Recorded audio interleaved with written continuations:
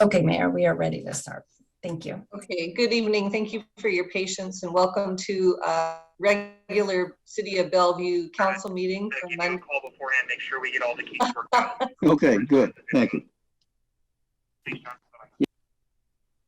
For Monday, January 10th, 2022. And I was all ready to explain that Councilmember Zahn is in DC, which she is, and that Councilmember Robertson would be late because she's testifying to the Senate, but she made it, and we thank her very much for spending half her afternoon waiting for an opportunity to advocate for the City of Bellevue's transportation needs. Clerk, could you please do a roll call? Yes, thank you. Mayor Robinson. Here. Deputy Mayor Neuenhuis. Here. Councilmember Barksdale. Here. Councilmember Lee. Here. Councilmember Robertson. Here. Councilmember Stokes. Here. And Councilmember Zahn. Here. Thank you. Councilmember Lee, could you lead us in the flag salute, please? Thank you, Madam Mayor. I pledge allegiance to the flag of the United States of America and to the republic which stands one nation Under God, indivisible, liberty and Justice for all. Thank you. So next Monday is Martin Luther King Jr. Day, and we will be having our council meeting on the following Tuesday. But tonight we'd like to read a proclamation. And we'll start with Councilmember Zahn, followed by Deputy Mayor Neuenhuis, then Councilmember Stokes, Councilmember Barksdale, Councilmember Lee, and Councilmember Robertson. Councilmember Zahn, could you start us off, please? Yes, thank you, Mayor.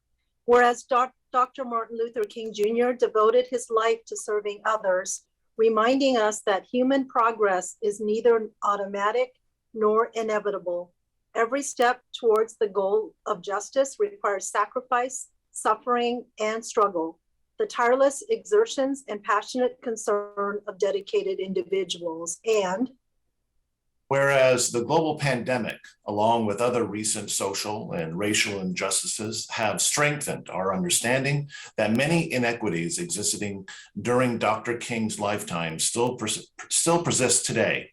And whereas when Dr. King spoke at the March on Washington, to which I was a participant, he described a fierce urgency of now to take action toward equality. More than 50 years later, his words have renewed meaning and enduring relevance in our time. And whereas on Martin Luther King Jr. Day, we honor and celebrate this civil rights icon and visionary leader whose resistance to injustices, including racial segregation, economic disparities, employment discrimination, and denial of the right to vote, raised awareness and spurred action to expand access to opportunity and end structural inequities for all people. And whereas the City of Bellevue is committed to ensuring access, equality, equity, inclusion, and opportunity, sharing the belief that the time is now to act with swift urgency to deliver on the promise of Dr. King's example and mission to create and foster a beloved community. And whereas we honor Dr. King's legacy with a National Day of Service to remind us that we are stronger when we march forward together. Now, therefore, I, Lynn Robinson, Mayor of the City of Bellevue, Washington, and on behalf of its City Council, do hereby proclaim January 17th, 2022 as Martin Luther King Jr. Day in Bellevue, and urge all residents to visit www.mlkday.gov to learn more about service opportunities across our country and recommit themselves to Dr. King's dream by engaging in acts of service to others, to their community, and to our nation in commemoration as we work together to build a more just, peaceful, and prosperous society for all. Thank you, everybody. Okay, is there a motion to approve the agenda? I move to approve the agenda. second. All those in favor say aye. Aye. Any opposed? Clerk, do you have anybody signed up for oral communications? Yes, thank you, Mayor. This evening, there are 5 pre-registered speakers for oral communications. And with that, I'll call the first speaker, which is Charles Watts.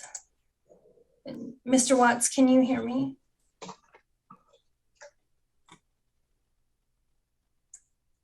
Mr. Watts, can you hear me?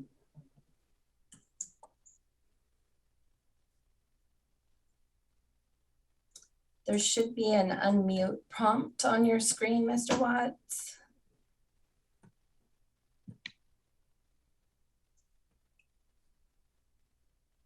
It's not working. So, Mr. Watts, I'm going to circle back to you and I'll go to the next speaker on the list, which is Martine Smets. Can you hear me now? Yes, hello, Mr. Watts. Oh, okay. Okay, thank you. Your time begins now. Thank you. Mayor and members of the City Council, I am Charles Watts, 504 175th Place Northeast, Bellevue 98008, a 50-year resident of Bellevue, professional practitioner in Bellevue, and a voter. If 2 birds are on a wire and one says, I'm going to fly off, what's changed? Nothing.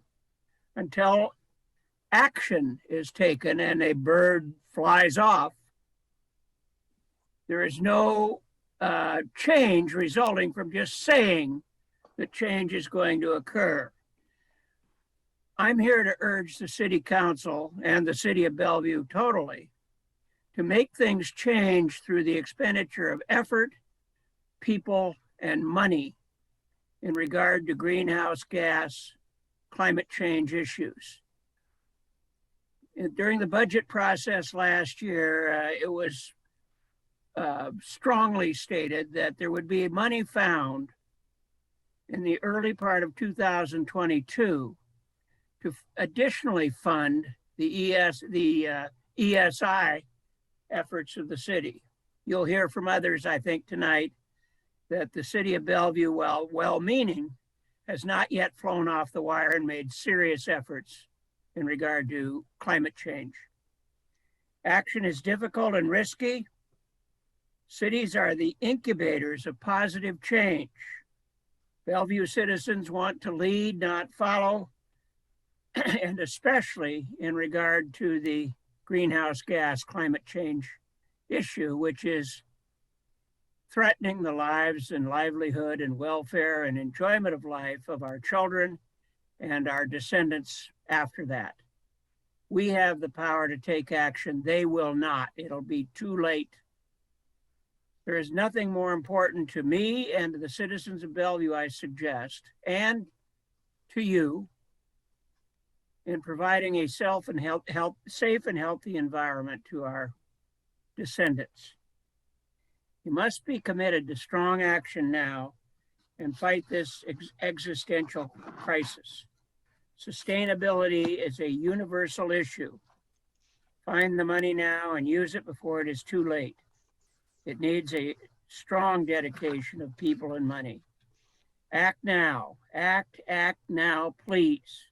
That is what our grandchildren and their descendants will be saying or are saying right now. You have the power to do something. They don't and they won't when they sit in your chairs. It will be too late by then. Thank you very much. Thank you, Mr. Watts. The next speaker on the list is Martine Smets. And Ms. Smets, can you hear me? Yes, can you hear me? Yes, we can. Thank you. Your time begins now. Thank you very much. My name is Martine Smets, and I live at 2109 169th Avenue Northeast in Bellevue 98008. And I want to thank the Bellevue Council for allowing me to speak tonight. So I want to talk to you guys also about climate change and the need to address it now. And I moved to this area 21 years ago, actually, in January 2001. And when I moved here, I thought it was the most beautiful place in the world. And I've been in a lot of different places in the world, but you know, when the sun shines here, it's so beautiful. There's no other place that's so beautiful. And summers are magical. And one of my nieces has never come here and she wants to come this summer. And my first thought was, well, What if we have the smoke we had a couple of years ago? What if, you know, we have the heat we had last year, right? That heat wave that was so strong, and we don't have air conditioning in most houses here, right? Because it's not normal, that situation. And I was thinking maybe it should not come. And this is really very, very sad, because this is due again to climate change. You know, the rhythm of those extreme weather episodes is accelerating. Like every year it's getting worse, it seems to me. And it's not only the summer, frankly. We have these floods in the fall, as you probably remember, tons of rains last week. Again, it is really scary. And like the previous speaker, I'm scared for children, grandchildren, what the world is that you're going to leave to them, right? And, you know, the UN Intergovernmental Panel on Climate Change report told us that we have to cut our emission by 50% by 2030. And 2030 is not far away. It's 8 years from now. And will we be able to do that? I mean, we have to do it if we want to save our civilization. We have to do it for our future generation. And also the UN research also shows that 75% of those emissions come from human activities in cities. So cities have a huge role to play. And as the previous speaker said, you know, Bellevue can be a leader in that movement, right? But you have to do it now. You have to start now. I mean, it's already late. We have to make all the investment that's needed so that you can address that huge challenge. It is a tall challenge, but we can do it. We can address it. We still have time, but we have to work now. We have to do it now. So please, please, council member, consider it climate change as a crisis it is. You know, I feel there's a sense of urgency that's missing here, but it's the largest, the biggest challenge I think we have ever faced as a species. So please make all the investment that's needed now so that we can really solve that problem. Thank you very much for listening to me. Thank you, Ms. Metz. The next speaker on the list tonight is Court Olson. Mr. Olson, can you hear me? Sure can, thank you. Okay, your time begins now. Good evening, Mayor and council members and City Manager Miyake. Thanks again for allowing us to speak this evening.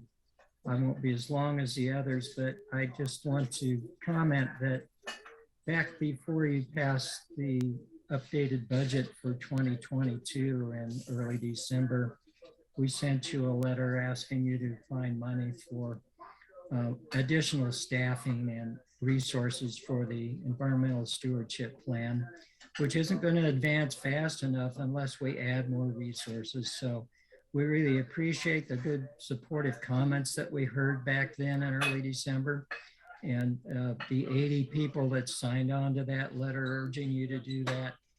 Appreciate it too.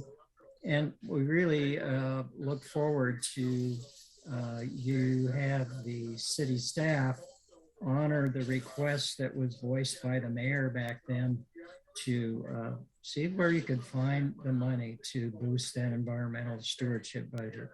We've seen it happen before in contingency funds being allocated. Hopefully that can happen again. So we're looking forward to that. And incidentally, since the holidays ended last week, we've had a few more people add on to that letter of requests, and I'll be sending that to you, but we're up to 124 now, and I'm sure we've got lots more folks who are seriously concerned, and you'll likely be hearing from them from time to time, like you just heard the past two speakers. Thanks again for your consideration of this urgent issue. The clock is running. We really got to add more staff this year and then make the additional funds necessary in the next biennium budget that will start next year. So we'll appreciate you reminding the city staff that we're looking for those additional funds to be found. Thank you very much for your time and have a happy new year. Thank you, Mr. Olson. The next speaker on the list is Wendy Tyner. Ms. Tyner, can you hear me? I can hear you. Perfect, your time begins now. Hi, everyone. This is Wendy Tyner. I'm here to thank you again for financially supporting Wintergrass another year. Joining us on Zoom is also our board chair, Mary Pat Byrne. You may remember her as your retired director of the Arts Commission.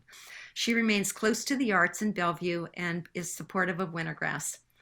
Since 2011, the City of Bellevue has stepped up to the plate consecutively since our arrival to Bellevue in 2010, but the past 2 years have been exceptional. You gave Wintergrass relief grant awards that helped us through 20 and 21, and just recently we received an award from the Bellevue Arts Commission Grants Program. All of the funds have given Wintergrass the security to stay afloat until we could return. Last year, we did report to you that we had to reduce our budget, reduce salaries, cancel Wintergrass, lose over $400,000 in ticket sales, and then develop a plan for the upcoming uncertainties.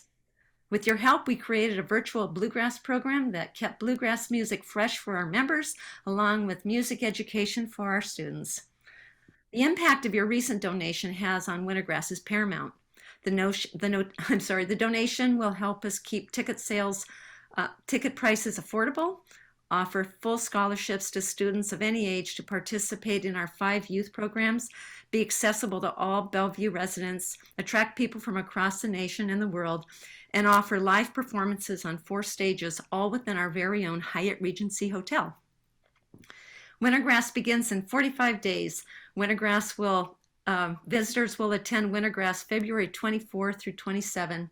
The safety restrictions won't affect the quality of live performances or our education programs. We'll sell tickets at 50% capacity, mandate vaccinations and boosters, wear masks, and create all events that are distanced. The education programs will still be available, but to protect young people in this community, there will be smaller groups who meet less frequently. If our past predicts our future, Wintergrass will bring visitors from 33 states and 7 countries. The economic impact report from visitbellevue.com stated that Wintergrass yielded a $6.8 million return to the City of Bellevue. And I have to repeat that, $6.8 million is remarkable. We know that Wintergrass supports retail, restaurants, hotels, and transportation. We look forward to continuing to offer an award-winning festival that benefits Bellevue residents and tours. Starting in a hotel, oh my gosh, my time is almost up. Let me see. I wanted to mention that we have a contract through 2023 at the Hyatt and just signed another contract to use additional space at the Westin. So although we already have filled 5 hotels with guests, we hope to see Wintergrass grow and grow in future years. And on behalf of all of us, thank you for your unending support. And we'll be in contact with you if you want to do a site visit at Wintergrass. Did it. Thank you so much, Ms. Tyner. Perfect timing. The last speaker on our pre-registered list is Brad Jones. And Mr. Jones, can you hear me? I can, Charmaine. Thank you. Perfect. Your time begins now. Super. Thank you. Happy New Year, Mayor and Council. It's so great to be with you tonight. And what a surprise to hear from Wendy with Wintergrass just before me. I think Wintergrass is just a shining example of what we can do together here in Bellevue. It's kind of where arts, culture, our community, and tourism all meet for such a great event. And I'm going to talk to you tonight about another event that's coming. I see that you have the Rock and Roll Running Series event on your agenda this evening. So I wanted to just take this opportunity to jump on and say thank you. Thank you. We should all be incredibly proud of the City of Bellevue and our leadership for taking a proactive approach and leveraging this future opportunity. It truly takes so much support, understanding, and leadership to land these types of events now and in the future, and will create many positive impacts and added visibility for our city. In particular, City Manager Miyake and his staff, our economic development team, starting with Mac and his team, including the tremendous amount of work that Philly Marsh has done, along with other departments, including parks, police, and transportation. Other organizations have also played a very important role in this opportunity for Bellevue, including the Seattle Sports Commission, the Bellevue Downtown Association, and the Bellevue Chamber. Thanks to all of them as well. The thing that's so great about this is it's very timely in kicking off a new strategy that we put in place in the latter part of 2021. It's our festivals and events strategy. The overview of this strategy for Bellevue is to implement strategies from our destination development plan to attract, incubate, and grow festivals and events in Bellevue. Wintergrass is a great example of growing events in Bellevue. Rock and Roll Running Series is a great example of attracting events to Bellevue. And these events serve as a catalyst for economic growth and cultural diversity in our city. The Festivals and Events Tourism Council that we put together last year will support and celebrate Bellevue's quality of life, align with Bellevue's destination brand, multicultural initiatives, and foster a positive image and future visitor experiences here in Bellevue. The benefits you'll hear about with Rock and Roll Running Series, over 7 million in direct business sales, and economic recovery, especially to sectors that have been most impacted and continue to be impacted by the pandemic, not to mention the added exposure and visibility. So thank you, Happy New Year, and we look forward to bringing this opportunity to Bellevue Labor Day weekend. Thank you so much, Mr. Jones. That reaches the end of our pre-registered list of speakers this evening. I would ask at this time if there is anyone else who would like to make comment to the council. If so, please use the raise hand function or *9 if you're connected with a phone. And I see one additional hand. Mr. Randalls, can you hear me? Yep, I can hear you. Can you hear me okay? Yes, thank you. Your time begins now.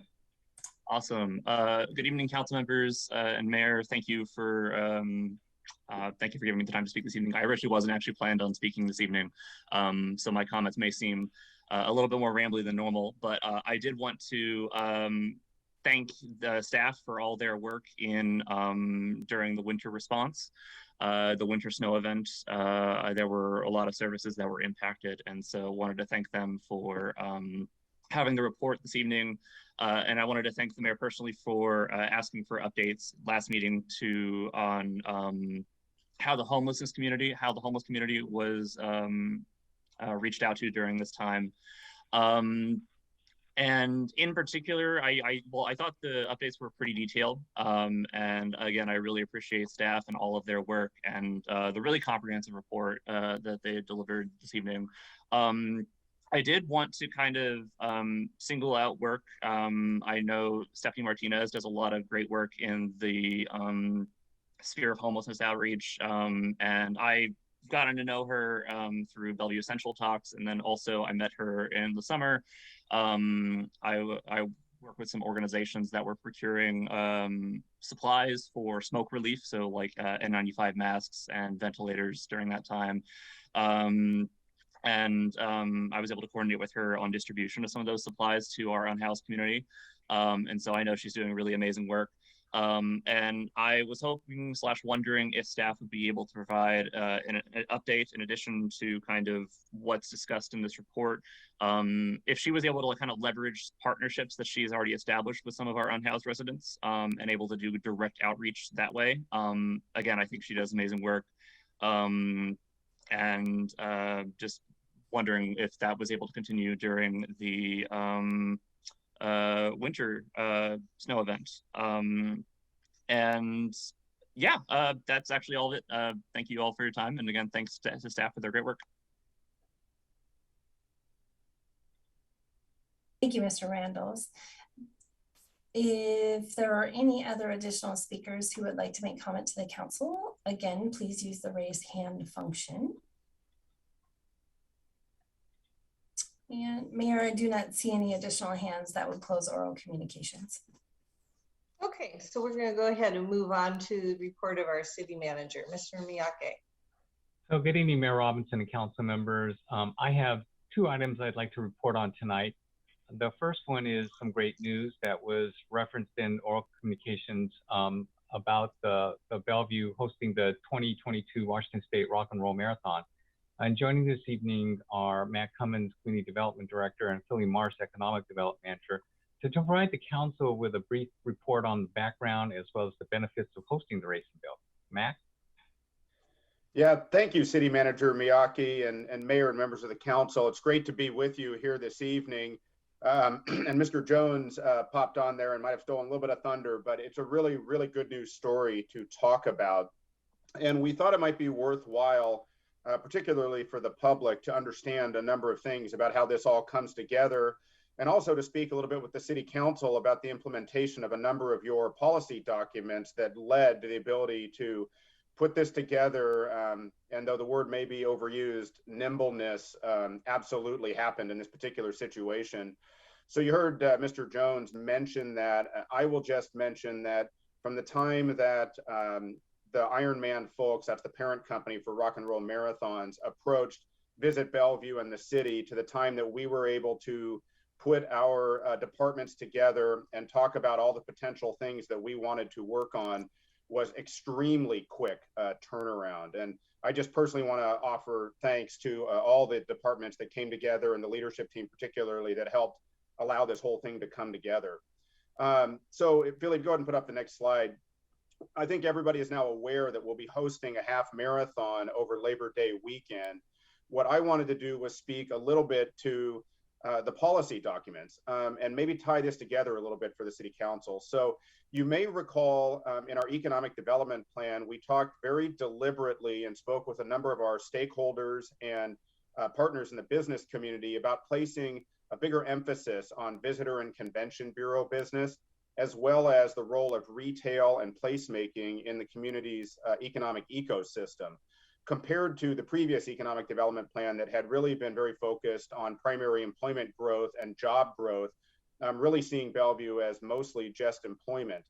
So focusing on those things, and also working with Visit Bellevue on the destination development plan, allowed the city to be super quick when a group like Ironman came to the city to speak to us about having this type of event. These are really world-class events around the world, and they have a very popular following of people that come and spend money in the community. But more importantly, it's an opportunity for us to highlight Bellevue as a place that people want to come and recreate and spend weekends and do all these sorts of things. So real quick, and I'm going to hand it off to Philly to talk about what all those economic benefits are and the role that we'll play in that. The council adopted very specific strategies. I just want to read a couple to you real quick. One was develop more activities and product offerings that take advantage of the city's assets and proximity to regional activities.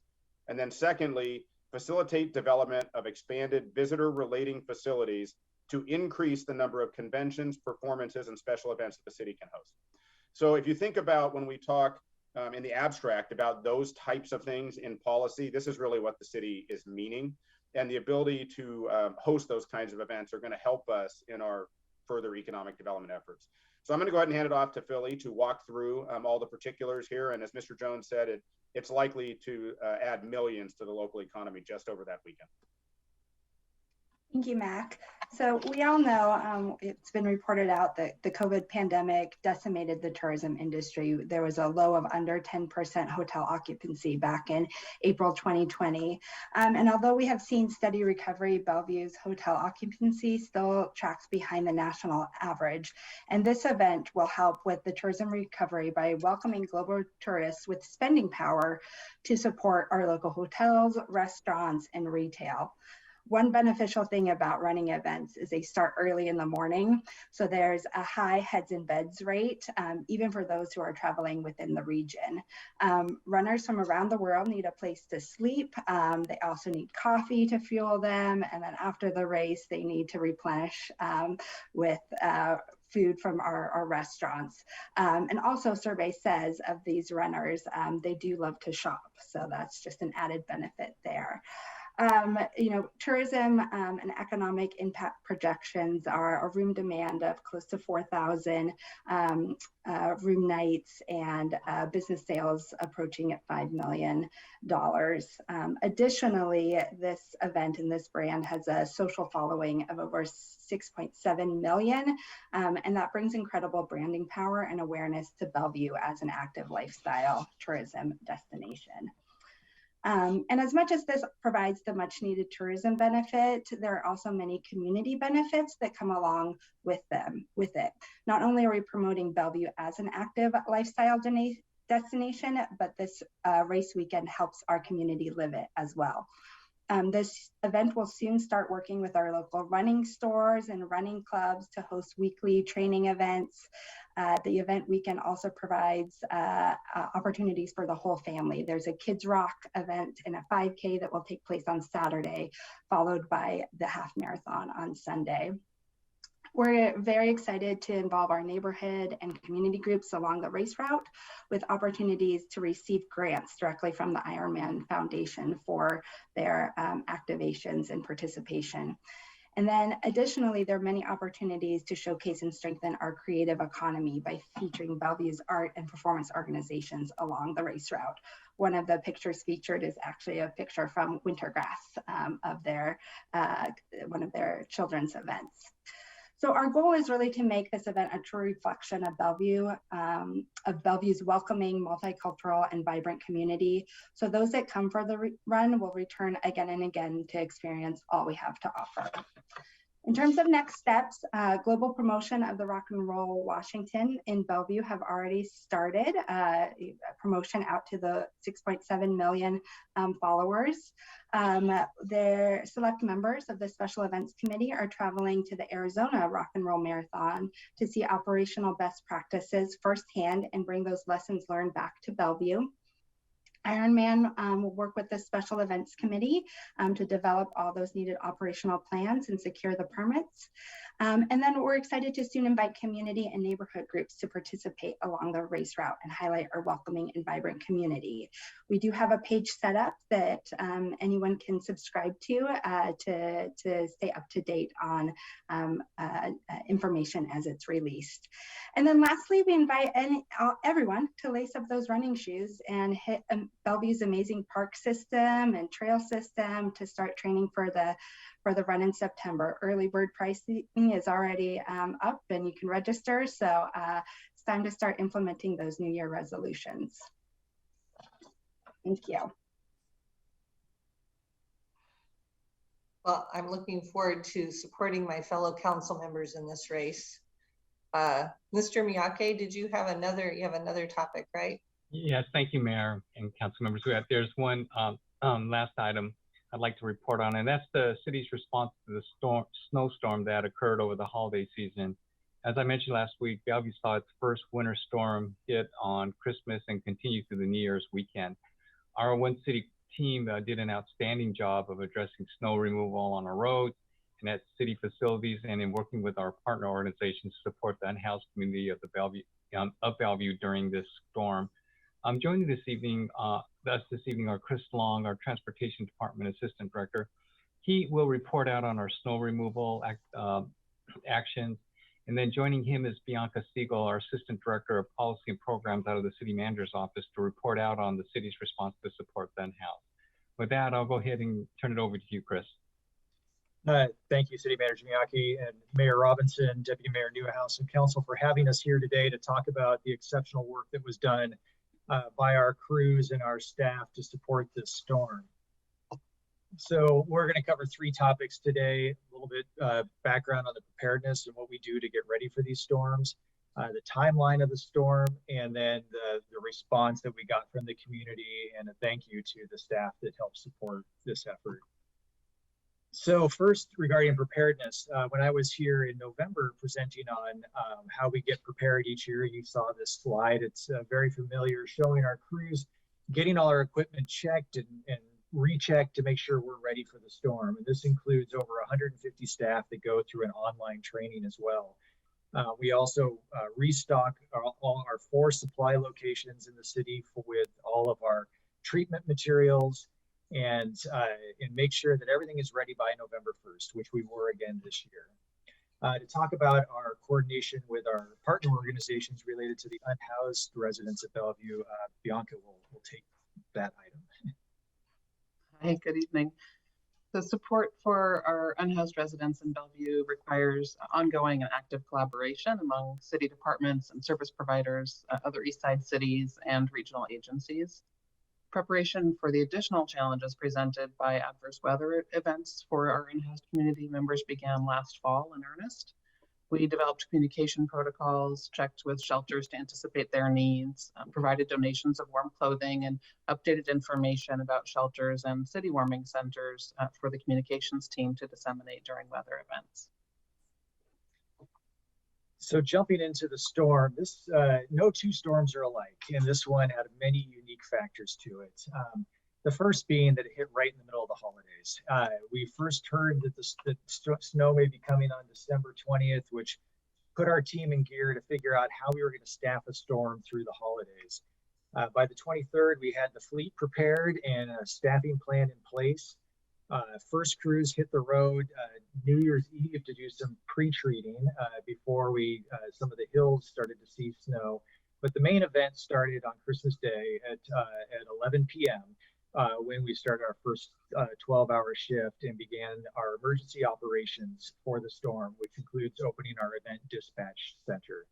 And then, like clockwork, and according to the forecast, the snow hit on the morning of December 26th and dumped a nice layer of 6 inches of snow for us all to enjoy the day after Christmas. So that continued and into through the 26th and through to about the 28th, we worked primarily on getting our primary arterials open. And then we were able to get into the neighborhoods just before the second round of snow came, which added about another 4 to 6 inches across the city. So that one cleared up pretty quickly, gave us the opportunity to get back into the neighborhoods and get those roads clean just in time for an ice event. So we had freezing rain and hail that came in on the 3rd, created some icy conditions on both the mornings of the 3rd and the 4th, and the 4th being the first day back to school. So that made things extra complicated. But we were able to get that all cleaned up and operations wrapped up by the 6th. We did have a few other little side events with flooding in a few locations that we quickly dealt with, but it seems that our roads are all back to normal now.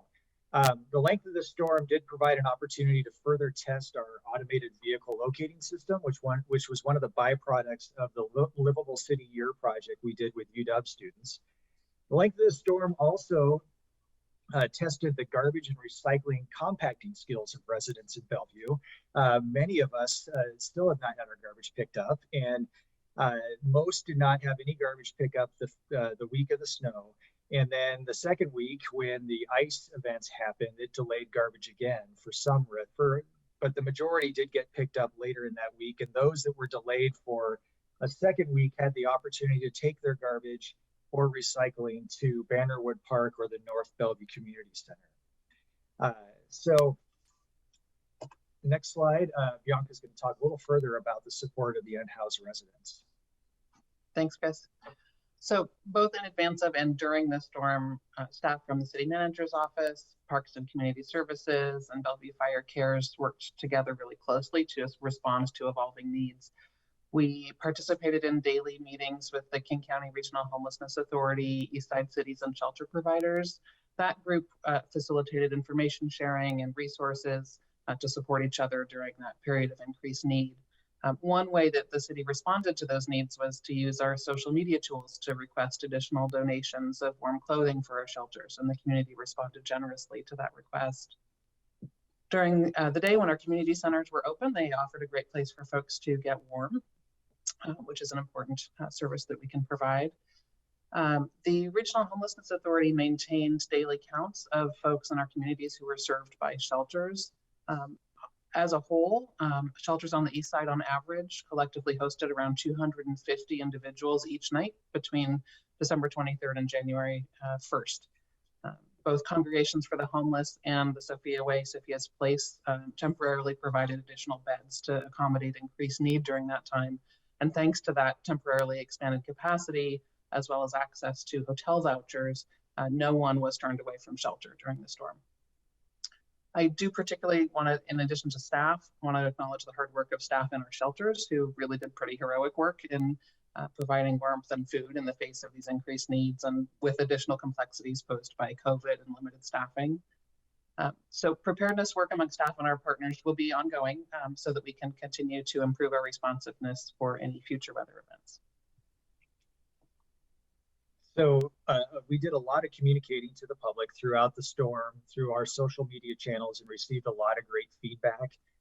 Here's one example of a resident who just wanted to give us her appreciation for keeping the roads clear.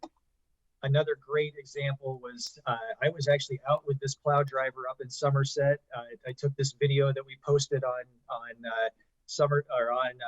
Twitter, and one of the residents said, "Oh, please come to my neighborhood on Southeast 63rd." We had her connect with our O&M site, and by the next morning we had her street plowed. So a lot of great stories like that came out of this storm.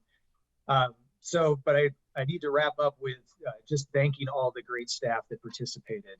Our Parks and Community Service departments, not only did they help with the roadway snow plowing and the team that transportation manages, but they are also solely responsible for keeping all of our fire stations, the hospital, City Hall, and other city facilities clear as well. Police play a huge part in snow response. There are eyes on the road. They cover a lot of ground and can tell us where there are specific locations that we need to get to quickly to treat and possibly even close streets in certain circumstances. As I mentioned, Parks also supports transportation and utilities in doing our plowing, providing dispatch service, and administrative support throughout the storm event. And then finally, our finance and asset management team, who provide the fleets team that keeps our plows on the road. This year, they were exceptional in that we had 15 plows that stayed on the road 24 hours a day for 13 straight days. So we had very few breakdowns this year. So we're just super pleased with how that went. And with that, I thank you again and thank the great team that supported this. Okay, wonderful report. Thank you so much. Mr. Miyake, anything else? No, that concludes my city manager reports for this evening, Mayor. Okay, I think I'm going to ask council members on very briefly to share what she's doing in DC right now for the city council. Yes, thank you, Mayor. I'm delighted to be part of tomorrow's session. The City of Bellevue is hosting a Vision Zero and Technology Roundtable in Washington, D.C. And this is an amazing opportunity to highlight our track record of success and also winning the National Roadway Safety Award from FHWA and forming multiple technology collaborations. We will have some introductory remarks from the National Transportation Safety Board Chair, Jennifer Homendi. And then we have we have representatives from the DOT, from congressional members' offices, representatives from private companies that are part of our collaboration, as well as representatives from ITS America, Roadway Safety Foundation, as well as a number of other representatives from consulting firms that are embarked on this work with Vision Zero. So it should be a really exciting time where we'll be able to break into some working groups to be able to brainstorm additional ideas for success. And I think it positions Bellevue very well for the future in terms of federal grants associated with the Vision Zero effort to make our roads as safe as possible for our communities. Thank you, Mayor. Thank you, and thanks for being there for us. Next, we have consent calendar. Is there a motion to approve the consent calendar? I move to approve the consent calendar. Second. All those in favor say aye. Aye. Aye. Any opposed? Okay, moving on to our study session items. I believe we have two or three. I think we have three. I can't see my notes. Anyway, Mr. Miyake, would you like to introduce the first one? Sure. Thank you, Mayor and council members. The first topic this evening is on the recommended land use code and Bellevue City Code amendments. These amendments are largely administrative in nature with the goal of improving clarity, consistency, and correct inaccurate or outdated citation. Joining us this evening are Nick Whipple, our planning manager, and Christina Gallant, senior planner, both from our development services department. We're also joining us is Planning Commission Chair Malkushian. With that, I am just going to go ahead and turn over to you, Nick.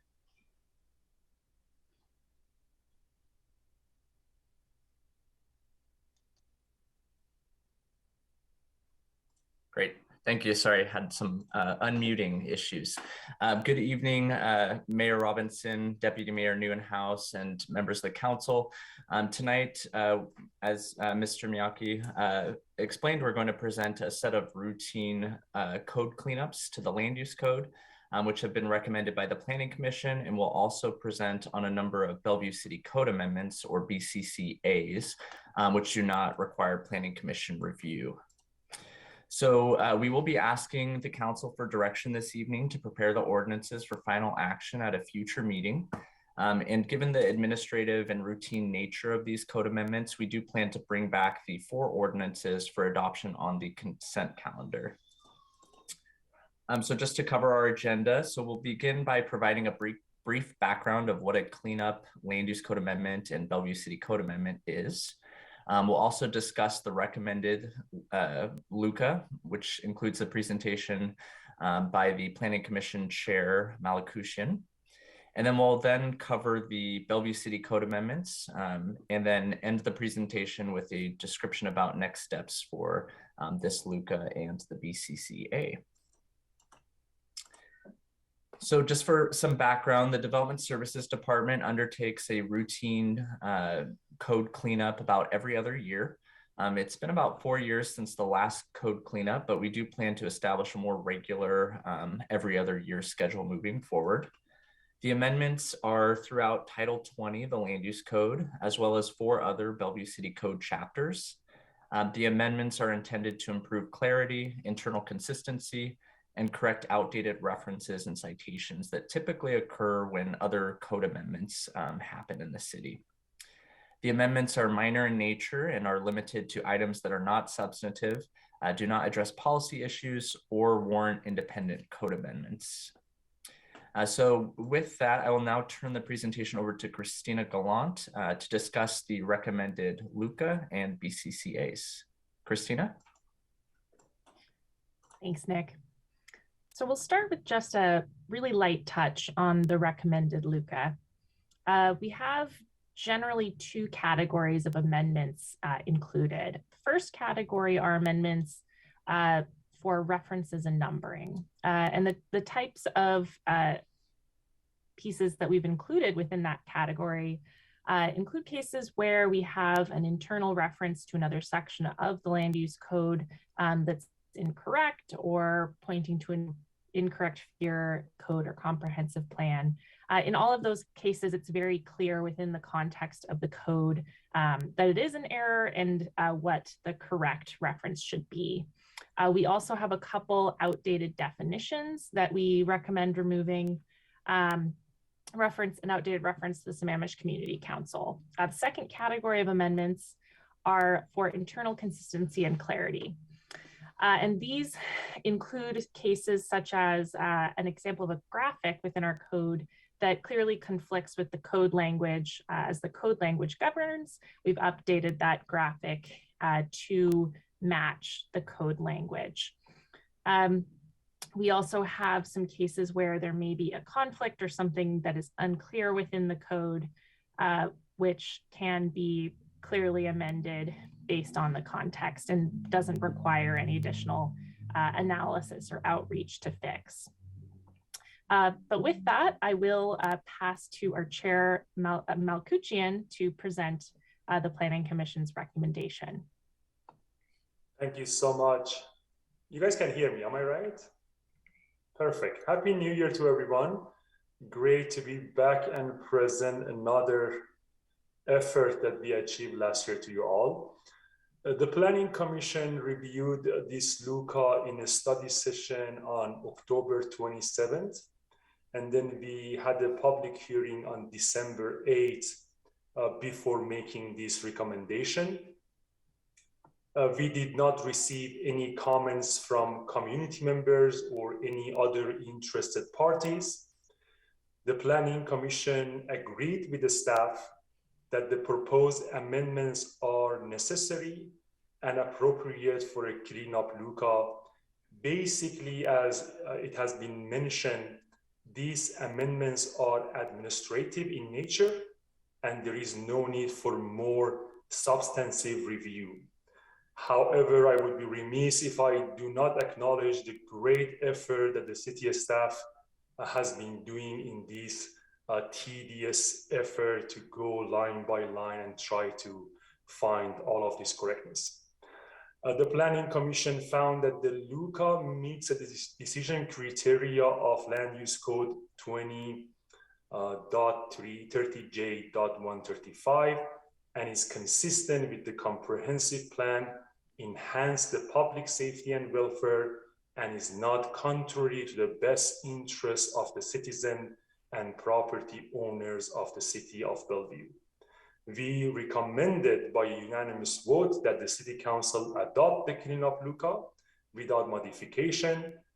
This recommendation is included in the Planning Commission resolution as attachment A of your packet.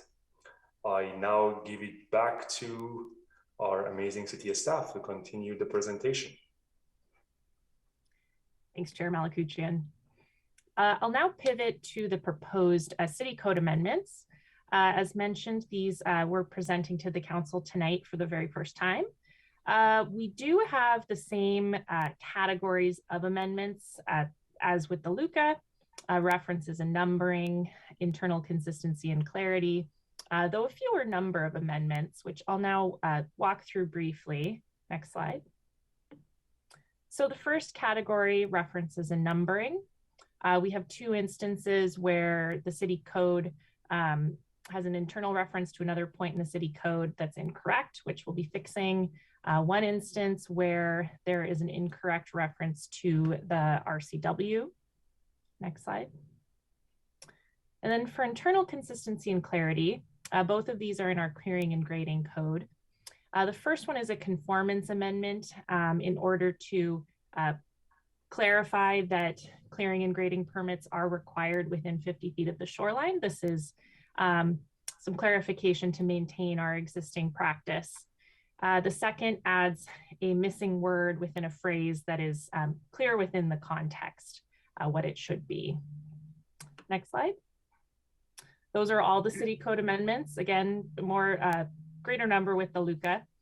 But our steps so far and looking forward, as mentioned, we had a study session with the Planning Commission back in October, just on the LUCA. We did go to the EBCC for a courtesy hearing in November. At that time, the EBCC did not share any concerns with us. The Planning Commission had a public hearing in December where they made their recommendation on the LUCA, which brings us to today. This is the single study session we have planned with the City Council. At a future date, we would like to come back for action with bringing the ordinances back on the consent calendar. And then following the action, we will return to the EBCC for a public hearing and action on the LUCA. Next slide, please. So thank you. With that, again, our request tonight is to direct staff to prepare the ordinances for final action at a future meeting. Great, thank you. Chair Malkusian, thank you for being here tonight and for your explanation of the work that the Planning Commission has done. And thank you to staff for this presentation and your good work. I'm gonna let Councilmember Barksdale, as chair as the liaison to the Planning Commission, start us off. All right, thank you, Mayor. No questions. Just want to also thank staff and the Planning Commission, Chair Malakuchian, for their work to improve the usability of the code, and I support moving forward with having staff prepare an ordinance. Any comments or questions from anybody else? You raise your hand. I see Councilmember Robertson followed by Councilmember Lee. Go ahead, Councilmember Robertson. No, just really brief. I also support bringing this forward. I support bringing it forward on consent. And I'm just so excited to start seeing some of this backlog of work that we need to do in the cleanup of the code happening. So I just really want to give 2 thumbs way up for that to the Planning Commission and staff and keep it going. And welcome, Christina. I think this is the first time you've presented to us. Well done.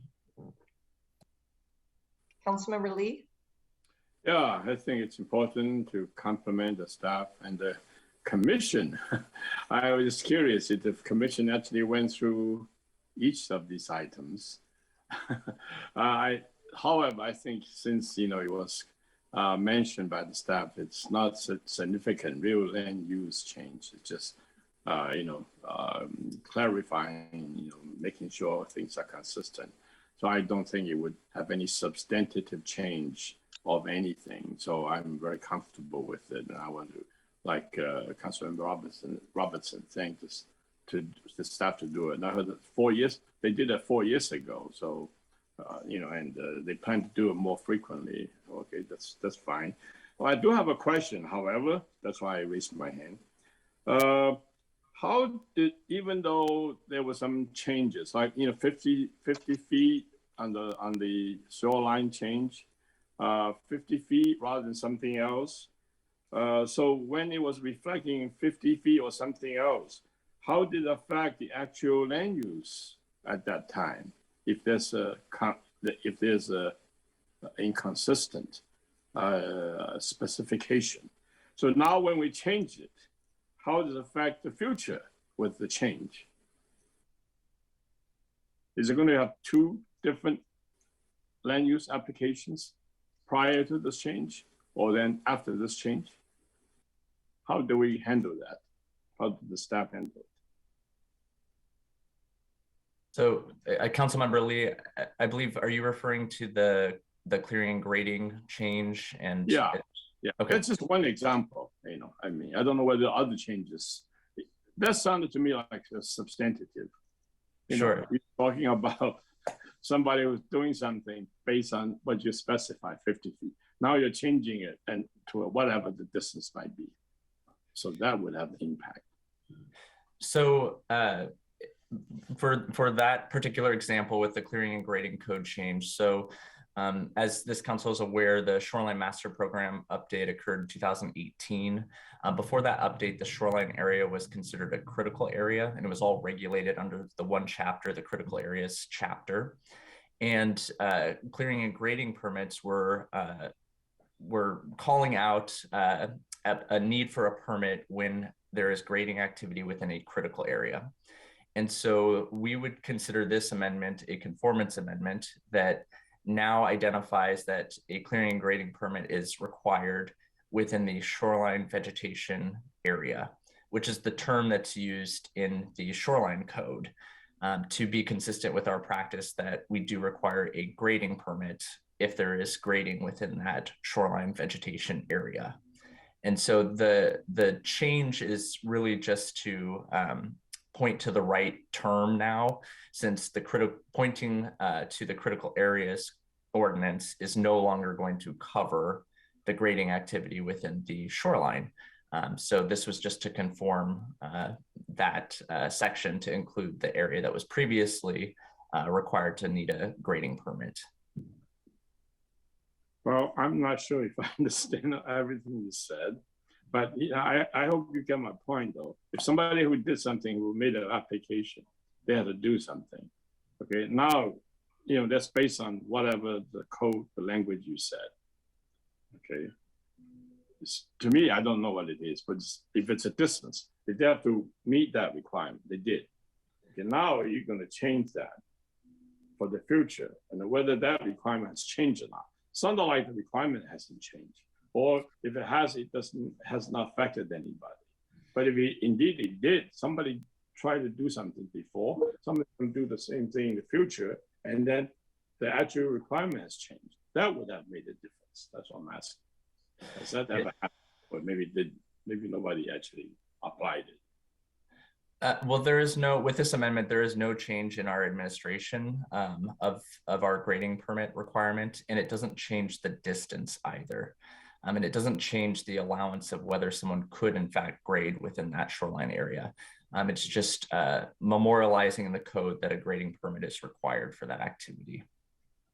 Well, that's what I get from your presentation. I mean, from what the message you're giving us, and I think that's what the Planning Commission probably understands. So there's no substantive change. There's no substance change.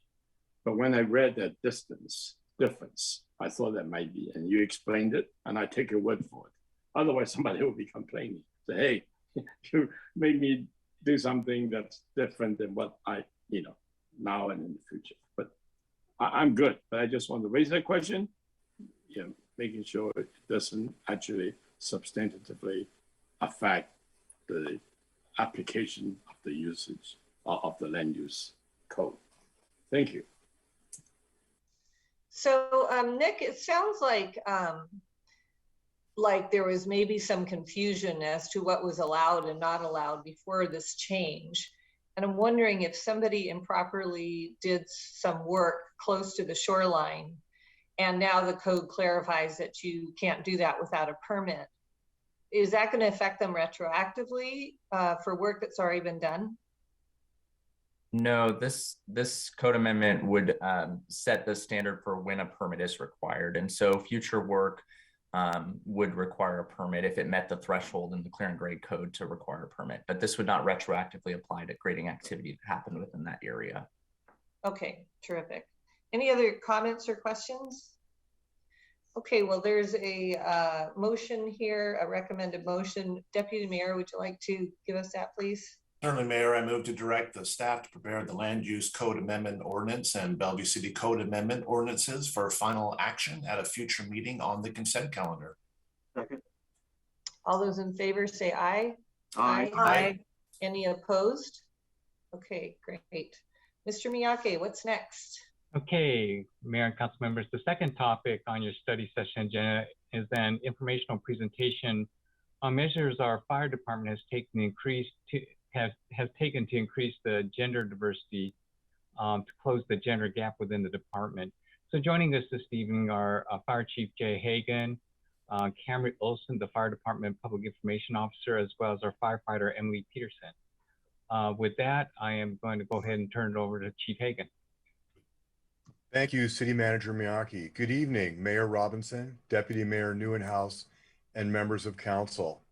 While we have a general mandate under our Diversity Advantage Plan to have a staff that reflects the diversity we find in our community, the purpose of our informational presentation tonight is about recruiting women, additional female firefighters. And it is my pleasure to introduce you to Lieutenant Camry Olson, our Public Information Officer, who will begin our informational presentation this evening. Camry? Okay. Thank you, Chief, and thank you, Mayor Robinson and Deputy Mayor Newenhouse and Council for having us here to talk about these efforts that we're making. The National Fire Protection Association reports that nationwide, less than 4% of all firefighters, career firefighters, are female. That represents 11,000 women firefighters out of a total of 350,000 career firefighters across the country. They also report that there are over 50% of departments in this country that actually don't have any female firefighters at all. Here in Bellevue right now, we have 8 working female firefighters that are on the line or in admin positions, as well as 2 women that are right now in our fire academy that just started last week. That represents 4.5% of our total firefighter staffing of 220 members. So with that, we're just a little bit over what the national average is. Bellevue Fire Department and the city of Bellevue, though, have the distinction of having hired the first career female firefighter in the history of Washington State. Her name was Jeanette Woldseth, and you can see her in this picture when she was still a volunteer along with her dad, Elmer, in '76 before she got hired in '77. She was an amazing member of our department. She had a very, very storied 26-year career, and she ascended to the rank of captain and acting battalion chief during that career. She was admired by many, and I had the really good fortune of getting to know her shortly after she retired. She stayed an active member of our union, so I got to know her right away. And one thing that really impressed me was not just her career and having been the first, but how humble and modest she was about that accomplishment. And I know it had to have been difficult back in those days to have been the first, but she never really wanted to talk about that. She just wanted to talk about having an incredible career, how much she loved the job, and how much she loved the people that she worked with. Sadly, we lost her in 2018 after a 5-year battle with breast cancer.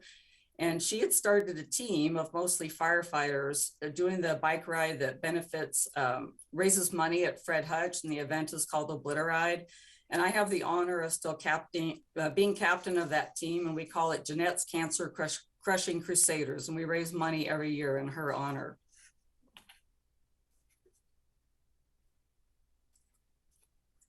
So we know that we need to, the importance of having a diverse workforce, and it's going to take some effort on our part. And we really want to have our department reflect the community that we serve. To that end, we've implemented many of the recommendations that are in the Hiring for Equity Managers Guide through the City of Bellevue. And that includes blind applications and phone interviews, as well as having other department people sit in on our interview panels, as well as diversity liaisons. We've also had our hiring questions that we have in the interview panels screened through our Diversity Advantage team. In 2018, we partnered with our HR department to champion some civil service changes to the way we hired. Our typical model was to take the top 32 to 40 people on from the testing agency list. And that means people that probably scored 97, 98% or higher on that test. And we recognized we were probably missing a lot of quality candidates simply based on a test score. And so what we do now is we have a round of speed interviews, and we look at up to 200 different candidates. And we have seen a difference in the diversity, the array of diversity we've seen in the candidates by doing that. So that was a very positive change.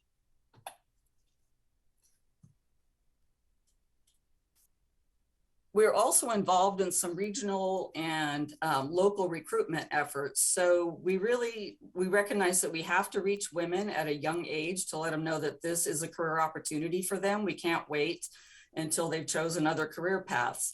And to that end, there's some events that we're involved with. And one is called Camp Blaze. And Camp Blaze is it's a nationwide event. Girls 16 to 19 across the whole country can apply to attend Camp Blaze. But the event is held locally at the North Bend Fire Academy every other year. And we've had the good fortune to host these campers at our own training center on 3 different occasions. And a number of our female firefighters have been involved as instructors too. Another event is called Future Women in EMS and Fire. And this one is based in King County. It's for women 18 or older that are in the county.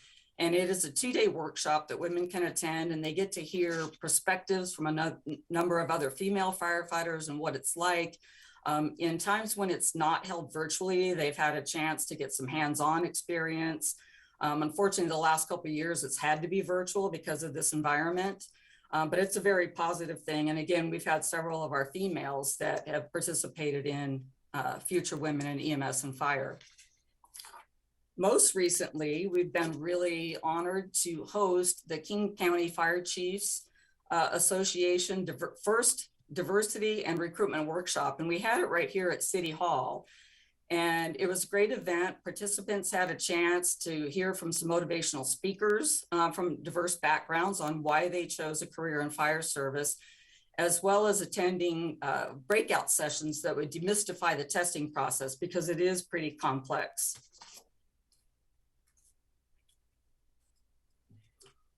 We've had some local, more internal events that we've been involved with too, some recruitment efforts. In 2019, I had the honor of mentoring an intern from the Big Picture School, Grace Huxtable. She was also one of our fire explorers and very, very motivated. She'd been in the program since she was 15 years old. And her project was to create a video that its design was to motivate and inspire other young women like her to become female firefighters and pursue this profession in the future. So we worked with Bellevue Television, and they produced a fantastic product. They interviewed several of our female firefighters that are currently working, including me and Emily, who you're going to hear from in just a moment, as well as one of our retired female captains. It received a lot of positive feedback when we pushed it out on our social media channels, and on Bellevue Television's YouTube channel right now, it has over 1,000 views. So right now I'm going to turn it over to Emily Peterson. She's one of our firefighters and acting engineers, and she's going to tell you about some other initiatives that we've been involved with. Thanks, Camry, and good evening, Mayor and Council. A couple of my female coworkers have taken their own initiatives to increase access to firefighting careers for women. After firefighter paramedic Maya Brown served as a panelist for a Future Women in EMS and Fire workshop, she was inspired to offer more hands-on training. She received approval and designed a one-day training session that was held at our training center in the spring of 2020. She assembled a team of female instructors from fire departments across the county to assist, and the participants had a chance to practice the skills listed on this slide. Another one of my coworkers, Jessie Cartwright, wanted to conduct an event similar to Camp Blaze, but hold it specifically for girls in the Bellevue area who could potentially become Bellevue firefighters. She did research and conducted interviews with organizers of a girls' camp in California, as well as with leaders with the foundation, with the Forge Foundation, that seeks to enhance opportunities in the fire service. Her camp was originally scheduled at our training center for the summer of 2021, but pandemic precautions caused it to be delayed. We're optimistic we can host it again, or host it for the first time this summer. And on this next slide here, you can see that similar camps have led many women to careers in the fire service. We're optimistic that our local efforts can yield similar results for Bellevue Fire. I do want to address, there are some perceived barriers that may cause women to hesitate when considering the fire service as a career path. I'll start with a big one, strength. It does take a lot of strength to perform the tasks required of firefighters, but that strength is achievable through a dedicated workout regimen, just like it is with our male counterparts. I can attest to this as someone who was described as scrawny in high school. Physical agility tests have also evolved over time to ensure that we're testing on actual ability to perform firefighting tasks rather than non-specific strength measurements. Promotional opportunities are available to all firefighters. Of the 18 female firefighters Bellevue has had, 5 have become officers, 3 paramedics, and 2 firefighter engineers. We currently have 2 others who serve as acting firefighter engineers, including myself, and will likely promote to this position in the future. And then pregnancy and motherhood. So in 1999, 2 of our female firefighters were pregnant at the same time. They went on to what we call modified duty assignments during their pregnancies and came back to their regular duty assignments after their maternity leave was over. Then we had over 20 years where none of our women experienced pregnancy, but in 2020, we again had 2 pregnant members at the same time, myself being one of them. And I too went on modified duty, and when I returned after my maternity leave, I remember experiencing how empowered I felt to hold the identity of both mother and firefighter, and then realizing how closely those 2 really are, because in the end, it is about caring for people. In January of 2021, Camry, in conjunction with a group of fire department PIOs across all of King County, hosted a media event with the topic of female firefighters and motherhood. It featured 6 women from 5 departments, including myself and Maya. One was a mom to a now 25-year-old daughter. 2 of the women both had 2 toddlers, and 3 of us were currently pregnant. In addition to media coverage, the Seattle Fire Department also produced a video that was shared on social media channels with much positive feedback. About 2 years ago, firefighter Maya Brown started a closed Facebook group connecting women with experience working in the fire service with those pursuing the career. This Facebook group serves as a safe space for women to address their own perceived barriers to a career in the fire service. A variety of topics are discussed, including the testing process, how to properly train, perspectives on being female in a male-dominated profession, and more.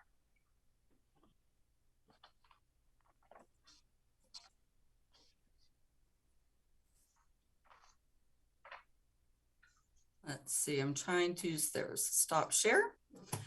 So thank you again for having us to give this presentation, informational only, but you can tell that the women who are in this profession are very excited to recruit others to the job because it is a fantastic job and we realize the benefits of sharing that with others. Thank you. Thank you for that great presentation. I'm going to let the council raise their hand if they have comments or questions. I see Councilmember Barksdale. I see Deputy Mayor Newhouse. I see Councilmember Zahn. We'll start with that. Councilmember Barksdale. All right, thank you, Mayor. Really glad to see the work to improve gender equity in the fire service. I wanted to ask a couple of clarifying questions. For the 8 women currently part of the fire service and 2 that are in the academy, how many are Black, Indigenous, or people of color? Right now, I don't think any of them are, and we know that we still have a long way to go. We're striving to increase that diversity in all of our ranks. The event we just held at City Hall, that diversity and recruitment workshop, like I said, we were able to look at the demographics across the board of people who did sign up for that. And even in the women, there was a higher diversity in that group. So these efforts may take a while to come to fruition, but we are striving to definitely increase that. So thank you. Great question. All right. Just a comment, definitely was still thinking about women in this situation, the intersectionality between gender, race, and other dimensions of diversity. I think one of the things that would be really helpful, especially as we're reporting on it, is to include data related to the intersectionality as well, because I think that will help create some visibility to make sure it stays top of mind. But really appreciate the focus on equity and diversifying the fire service in terms of gender. Thank you. Deputy Mayor, followed by Councilmember Zahn. Thank you, Mayor.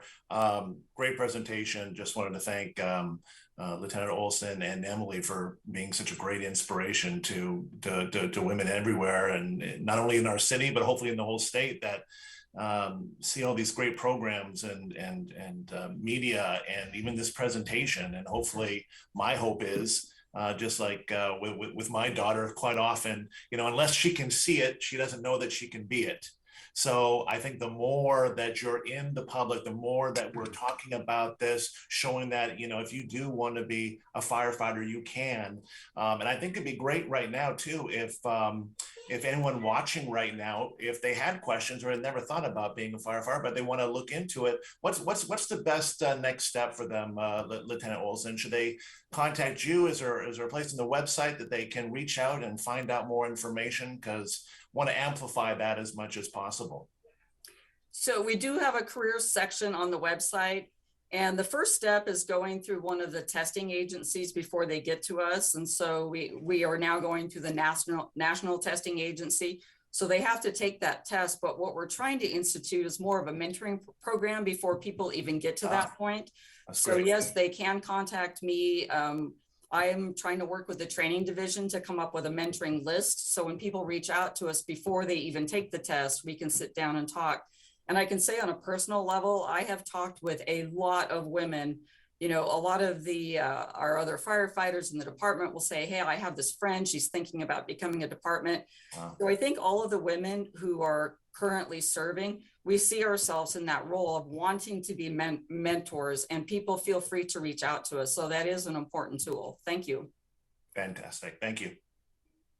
Councilmember Zahn, followed by Councilmember Stokes. Yes, thank you. I appreciate the effort to recruit and expand participation, because I do think what you talked about of demystifying the testing process and the comments made about how we make sure that people see themselves as being in this profession. So, I want to echo Councilmember Barksdale's comment about what are we doing in terms of outreach. And I guess when I think about this, a lot of times what we know is that unless we have exposure and outreach, the youth are not even going to understand that this is a career for them. And so a couple things. I wondered about the Fire Explorer program for youth and how that's going, and whether, as you look at the 14 to 21-year-olds in that program, how's that going? What's the demographics of the youth that are participating? And are we reaching the Black, Indigenous, and youth of color? And then the other question is I recognize that we don't currently have any women of color in our fire department. Are there other adjacent fire departments that do have some that we could partner with, so that, you know, as we go out and do these recruiting events, there is actually a reflection of BIPOC women as firefighters, because I do think that's a really important piece. And certainly we're seeing a growth of women as firefighters, but I think that there's that additional hill to climb when it comes to women of color and seeing themselves in firefighting, especially since the work that we do are in stations and units. And so to the degree that they feel that sense of welcome and belonging, it will be really important. So I wondered about that. Chief, do you want me to continue? Please go ahead. Please go Okay. ahead. Yep. So one great thing when I became PIO, it was a brand new, through the King County Fire Chiefs Association, there is a PIO subgroup.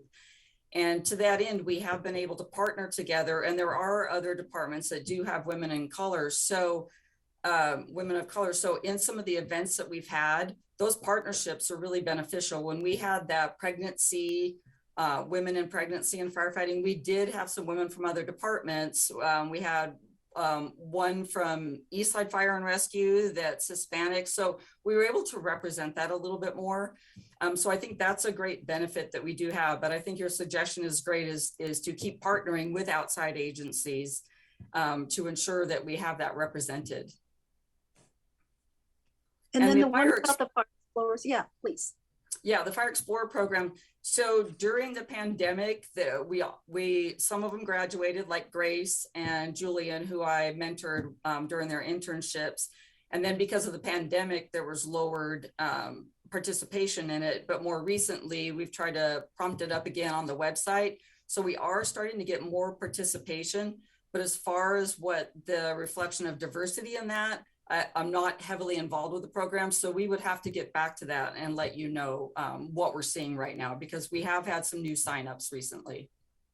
Yeah, that would be good. I would like to see that. And then maybe the question that would be prompted is, if we're not seeing the numbers and participation, what kind of support is needed in order to create that access? So those are some of my thoughts. Thank you. One thing that I think is going to be really beneficial, we're getting involved with the Boys and Girls Club. And I just joined their safety committee. And I think that that is going to be a great partnership for us to have throughout the city, to try to reach kids at an early age and, you know, promote safety, but also promote, hey, this could be the career that you could be in. You could come and work with us one day. So I think that's going to be a great partnership to explore. Oh, great. Thank you. Okay, thank you. Councilor Stokes. Followed by Councilmember Lee. Yeah, again, I appreciate the comments from my fellow council members. I think the Deputy Mayor's comment about, you know, having young women see other women involved is really important. And I think also just congratulations to the chief and to you for putting this program together. And sounds like you're doing a tremendous amount of work. So it's good to hear this. And I hope that, and I think the council members could be good, you know, ambassadors as well. So it's good to have us on board on this. I remember when I first came on the council, went to visit a couple of the fire stations, and in both cases there were a couple of women there, and that was very impressive. And I think, as Councilmember Barksdale said, we can help on this work to increase the diversity of the fire department. And I think actually what you're doing is amazing and probably will have an effect of actually increasing really good candidates all across the board. So I think the guys are going to be having to kind of catch up a little bit sometimes, because this is really, really good work and very impressive, and supported all the way. And anything we can do to help, I think we'll do that. Thank you. Appreciate that. Councilmember Lee. Thank you, Madam Mayor. I want to compliment you on a great program you're working on. And Chief, thanks for supporting all this. And you can tell that, you know, you have a lot of passion, Lieutenant Olson and others. I think that you as some people have mentioned, you know, I think Councilmember Zhang, youth is a great place to go. You started out, you know, talking about the young folks from 16 to 20 something, and they come up with the idea of doing video for you, right? They are the one that sends in just they say, hey, you know, there's something they're interested, and they give you the 1,000 social contacts. You know, this is an amazing thing, and this is where you are actually recruit, right? I mean, they are looking for opportunities in the future. They haven't got their mindset yet. They have not been brainwashed to say, I gotta be an engineer, that's it, right? Or I have to be a lawyer. They're looking for models, examples, and you are providing that for them. You know, so young people, I think, is the best source.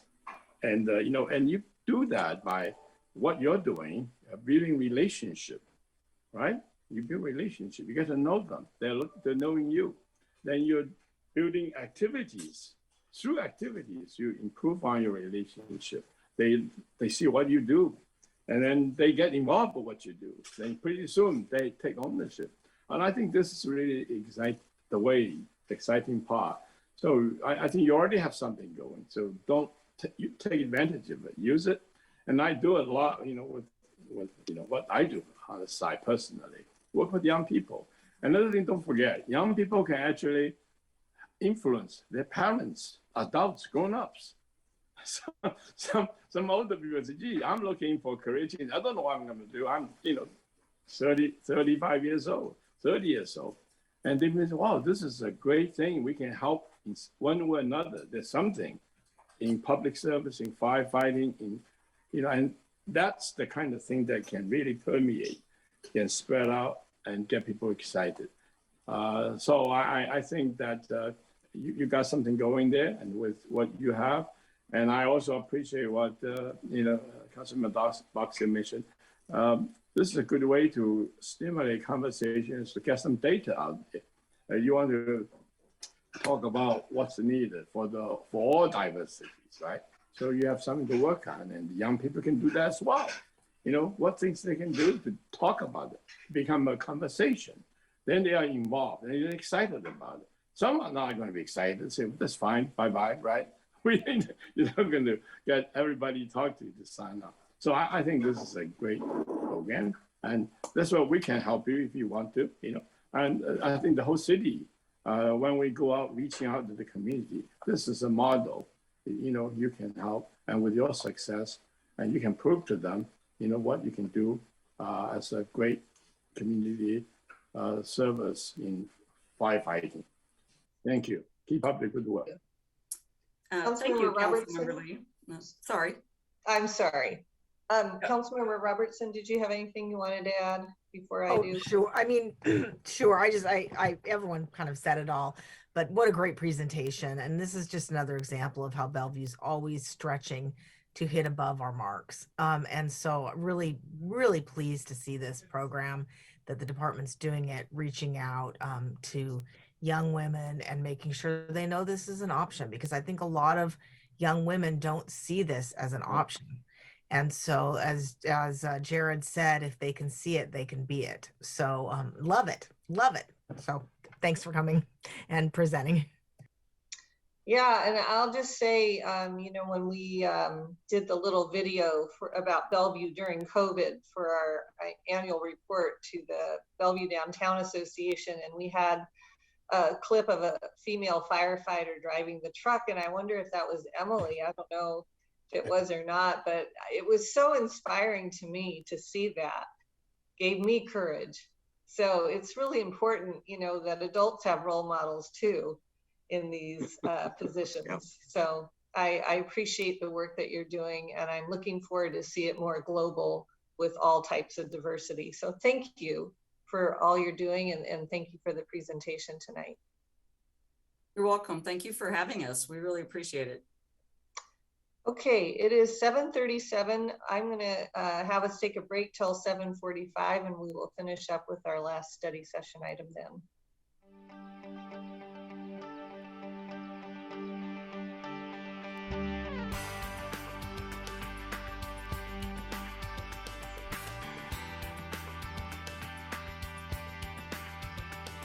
I'm going to ask Charmaine if she's ready for us to begin. Yes, staff are ready. Thank you. Okay, so Mr. Miyake, what is our third study session item? So, Mayor and Council Member, the final agenda topic on your study session agenda is an informational update on the city's arts and culture program. And just by way of background, the city's arts program is an organizational unit of the Cultural and Economic Development Office, which administers multiple programs that support Bellevue's creative and diverse community. Tonight's informational briefing will highlight initiatives the arts and culture program are currently working on, plus what's on the horizon. So joining us this evening are Jesse Canedo, Assistant Director, Lori Hoffman, Arts Community Manager, both from the Community Development Department. And with that, I'm going to turn it over to Jesse. Thank you, City Manager Miyake. Mayor Robinson, Deputy Mayor Neuenhuis, members of council. We're looking forward to tonight's presentation. It is one of our twice annual presentations on the work of the Arts and Culture program here in Bellevue and our work to keep Bellevue the cultural hub of the East Side and enhance our position as a regional destination for arts and culture in the greater Pacific Northwest. Next slide, please.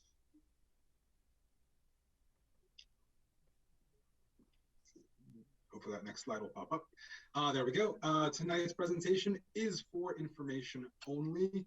No specific direction is being requested tonight, but I did want to take a moment to highlight that the information that Lori will be presenting tonight will highlight a lot of work that is going to be coming manifest in the community in the next year or two. There's been a lot of work happening in the background over the last 2 years on additional public art installations to ensure that everybody who experiences Bellevue has access to beautiful art and creative opportunities, as well as a lot of work that's happening on the creative district, the Bellred Arts District near the future 130th station.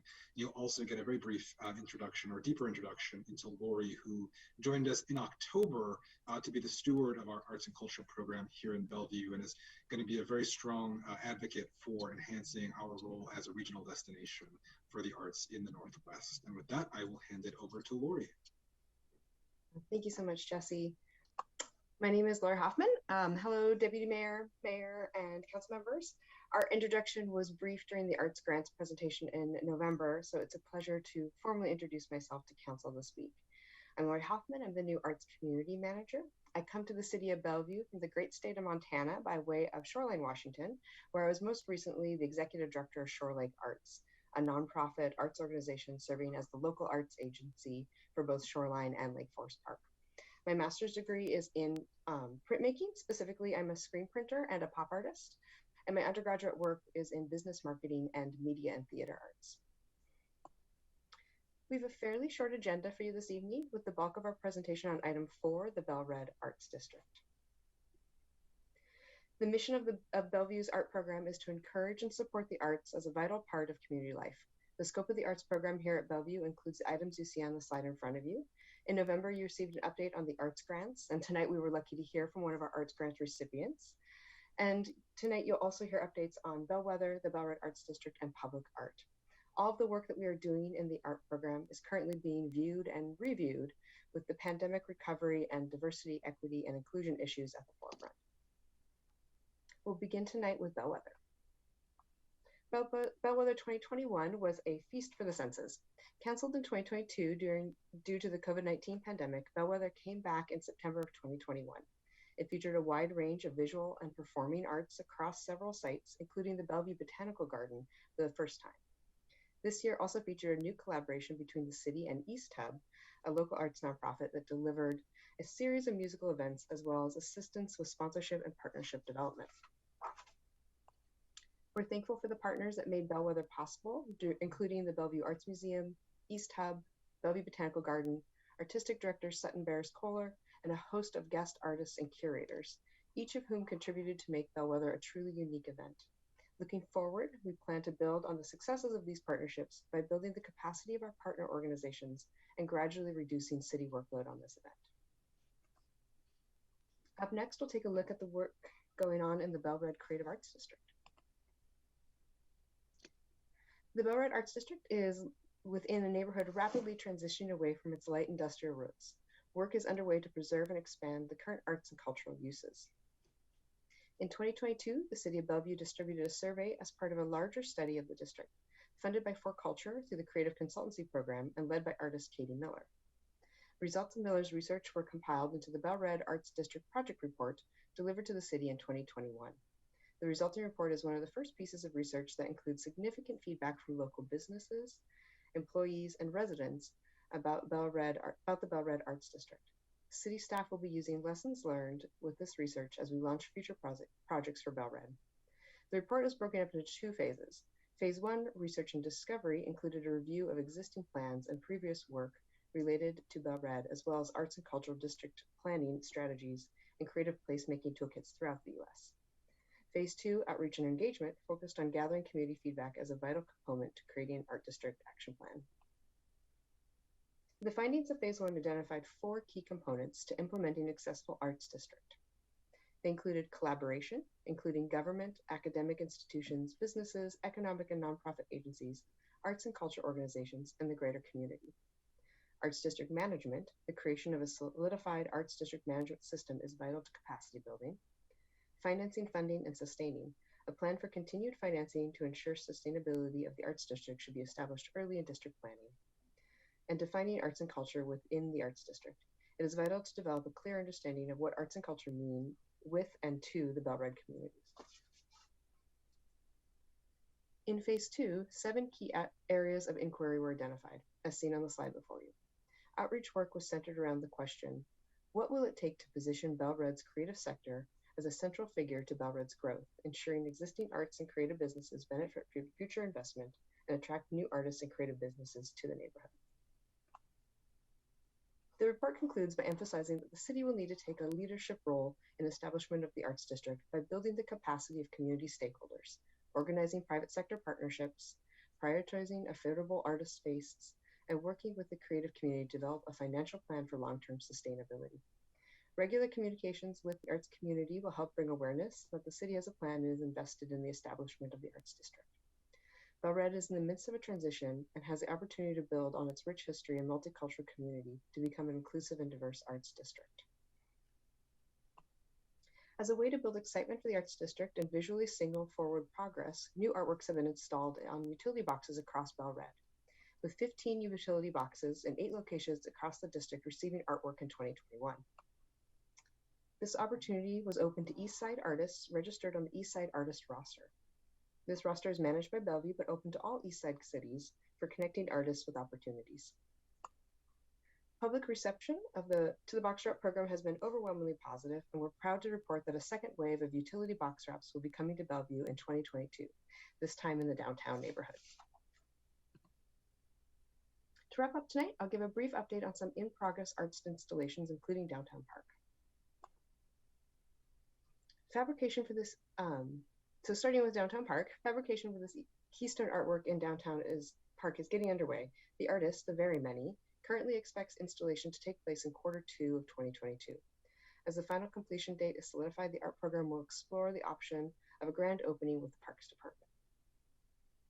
Here's an overview of the artwork timeline to date, which you can see stands back to 2017 when we released the artist request for qualifications. We were lucky to have very many applications, and the artist Mark Foran's, called The Very Many, was selected. Finally, we have 2 other public art updates tonight. Planned for installation 2023 at the intersection of Spring Boulevard and 130th Avenue. This Bellred artwork you see here is by artist Po Shu Wang. It will be an interactive and technical artwork featuring a sound bath where users can trigger a quiet musical collage developed from recordings of Bellred musicians. Also in Bellred, artist Jill Anholt is currently working to finalize artwork concepts for an artwork to mark the pedestrian route from Spring Boulevard to the 120th Light Rail Station. The artist is developing her concepts with input from groups with historical connections to Bellred, including local indigenous communities and descendants of Bellevue's Japanese American farmers that farmed the area prior to their incarceration during World War II. The artist has been responsive to feedback from these groups and final designs will be scheduled for delivery in 2022. Here you can see the timeline for the 1/30th artwork with a planned fabrication installation contract coming to you in early 2022.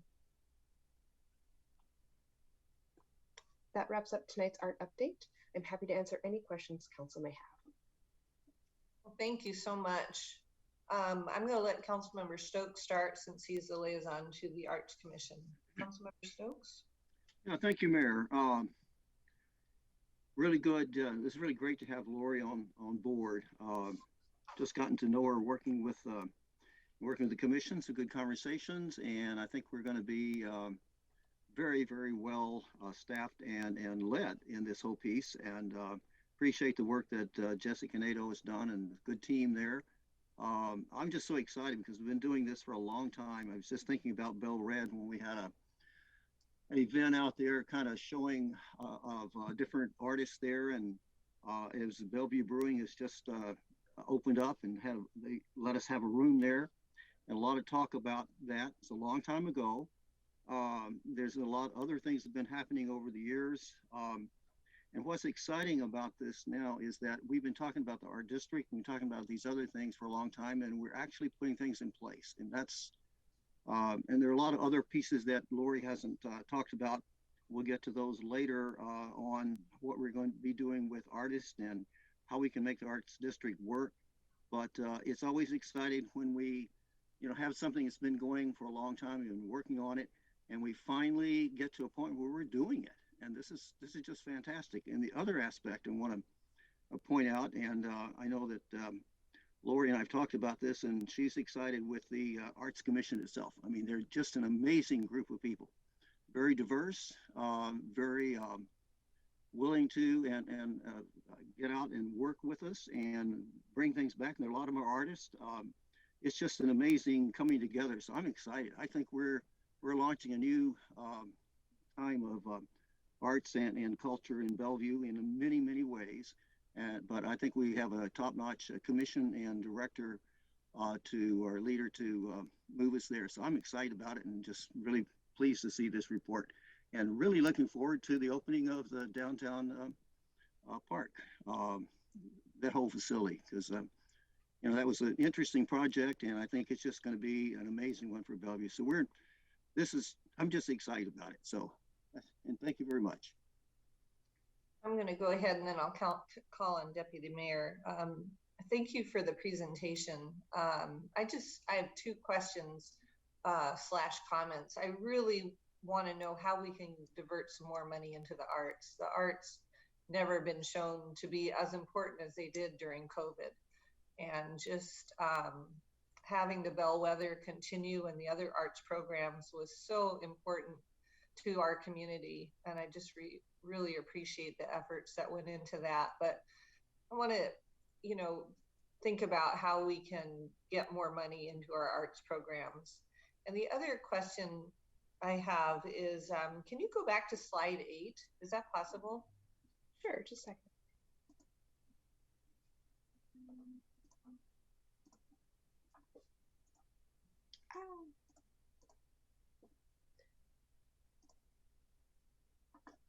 Sorry to do this to you. No worries. While Lori gets that slide up, Mayor, I can briefly address the question on funding and revenue. And that is some work we're doing as we work on the arts district. And we also will be having some updates later this year on some public-private partnerships that we are working to put in place that will help enhance our ability to deliver arts and cultural experiences to Bellevue. Well, that sounds great. Thank you, Jesse. Yeah, thank you. So with the bellwether exhibit this year on the bottom right, I was fortunate to be able to experience the red chador, which is the one on the bottom right corner. And I really love this display, but I was kind of struck by two things. First of all, there wasn't, I don't feel enough interpretation given to the people who were surprised by these beautiful ladies and their beautiful chadors walking around, because they didn't know what it was, what it meant, what the purpose was. And it seems like to have a bellwether artist display an exhibit like that would have been really helpful to the entire city to have a little more interpretation given out in advance. And I also know that because there was not a whole lot of interpretation, there was a little hostility from some people not understanding what their purpose was, which made the artists feel, endangered. And I wonder what our responsibility is to the artists to make sure that as they display their work, that it's protected and that they're safe in being an artist and in making their artistic statement. So do you have any comments on that? Sure. Let me stop my share here really quick. I think your comments are well heard. I'll address the one end with some context. Although it may not have been given at the time during the presentation, I can say one of the really wonderful things moving forward is that we did have a film crew with that artist and following this piece as it was happening. So as that piece of footage gets color corrected and ready for consumption, we will have on the Bellwether site a really wonderful film of the entire process. The artist gets to speak directly into the camera and give a lot of that context. So living forward in our website, we will have a really robust presentation and context of that piece. And I think the other part is well heard about hearing some more or providing more context to pieces that might be outside of folks' expectation if they're in the downtown park and a piece of artwork comes to them. So I think that we will hear that feedback. Thank you. And also, what about protecting the artists so that they feel safe in making their statement? Yeah, I think that's something I'll need to think about a little bit more and making sure that everyone is feeling welcome and included. We don't ever want to be in a place where an artist is feeling unsafe while they're presenting their piece. Jesse, do you have anything you feel like you might want to add there? Not specifically. It is definitely something we're going to be looking at as Laura said earlier, as we work with our community partners to look at how we can make more of this type of experiential art available in the city. It's also a growing moment. We're bringing some new things to Bellevue that haven't been seen before. So I think we're definitely taking our lessons learned as we think about Bellwether and other experiences going forward. Thank you. Thank you for considering that. Let's see, Deputy Mayor. Thank you, Mayor. Lori, great to have you with the city. Thank you for the great presentation. And as Councilmember Stokes said, a lot of great things happening here, lots to be excited about. And I agree with the mayor that additional arts funding is needed in order to accomplish some of these, I'd say, wonderful plans that we have, beyond the Bellred art districts, but the cultural planning, further growing Bellwether, the public arts and the arts grants. It's fantastic. And it does feel like we have some momentum going with our arts program. I want to see that continue and get even stronger. So thank you so much for the presentation tonight and the great collaborative relationship with Jesse. One question I did have, I think if someone were watching the presentation tonight, I think they might think that the focus a lot of these programs is downtown in Bellred. And I know that's not the case, but I was wondering if you could talk a little bit about, because let's be honest, people in Eastgate, Newport Hills, they love art too, and they like to see their, the wraps around their utility boxes as well. So I'm just kind of curious how that plays into the work that you're doing and with the Arts Commission. How are you looking to expand the arts throughout the entire city, or those neighborhoods that sometimes don't get as much, consideration for arts pro as downtown and Bellred do? Yeah, thank you for that question. It's a great one. I can start off with a couple points. So we do have a large public art collection that has pieces across the city. We engage in regular maintenance of that public art collection. We got a couple big things coming up, and probably the later part of this year that we don't have like a design yet to show you, but projects coming up include a new public artwork piece in Crossroads, which will be funded by private dollars. We're very excited by that. It's a private sponsorship. We also, in that same private sponsorship, received a large gift of funds to maintain and expand the children's tiles in the Wilburton area. We're very excited about that. Those pieces are well beloved, and they need some cleaning. So we're excited to roll up our sleeves and get our hands dirty, get those tiles cleaned. Beyond that, I think you had mentioned the the box wraps, and we were simply blown away by the positive reception to the box wraps. It was a pilot program in Bellred. We're excited to roll it into downtown. And if we can work with our partners across the city to try to find some additional funds to really keep rolling that across the city, we would love to. Box wraps are not hugely expensive when you consider the cost of some public art, and they do have a function in reducing graffiti as well. So we'd love to see that program continue. So would I. Thank you so much, Lori. Yep. Any other comments or questions? Councilmember Barksdale, I see you, followed by Councilmember Zahn. All right, thank you, Mayor. And thanks, Lori and Jesse, for the update. Really excited to see, especially the interactive art piece that's coming. I think I've always appreciated interactive art because it encourages people to engage with each other, sort of a social lubricant, if you will, for people to connect. One question in terms of discoverability of these art installations, how are we encouraging making it easier for people to discover these art installation pieces beyond just people who maybe live there or frequent those places? So if you go to the Visit Bellevue website, there's actually a walking tour of a public art collection. We also maintain a fairly interactive list of them as well. One of the things the art program is looking at doing in 2022 is getting up on our website a rotating list of images and location information of all of the artwork, which we actually think could be pretty simply done. So, excellent question. And just one last point, I think it'd be really cool. I know we've used ambassadors or had ambassador programs in the past.